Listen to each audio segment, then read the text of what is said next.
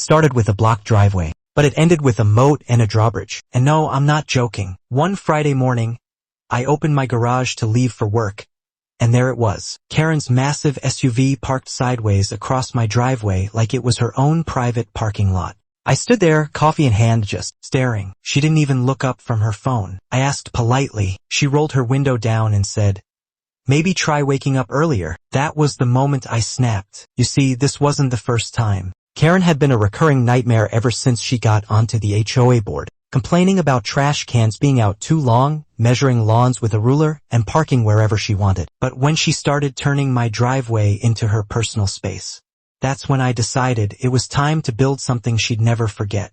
So I came up with a plan, a ridiculous, over-the-top, medieval-inspired plan. I called it Operation Moat. First came the landscaping trench, 2 feet deep, discreet, but enough to stop a vehicle cold. I lined it with solar lights and filled it with decorative gravel. Then I added the final touch, a handmade, cranklift drawbridge, fully operational, retractable, and 100% driveway-proof. Neighbors thought I'd lost my mind, until Karen showed up again. She turned into my driveway like usual, then bam, her tires dipped right into the trench. She jumped out, furious, waving her phone like a weapon. I walked out slowly, gave her a polite nod, and said, "You seem stuck." She called the HOA. They came, looked, left. She called the city. The inspector laughed and said, "Nice craftsmanship." And just like that, Karen disappeared, started parking 2 blocks away. Eventually, she put her house up for sale. As for me, I raise the drawbridge every night because sometimes boundaries have to be physical, and sometimes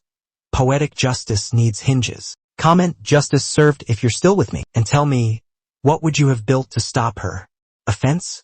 A laser turret? A catapult?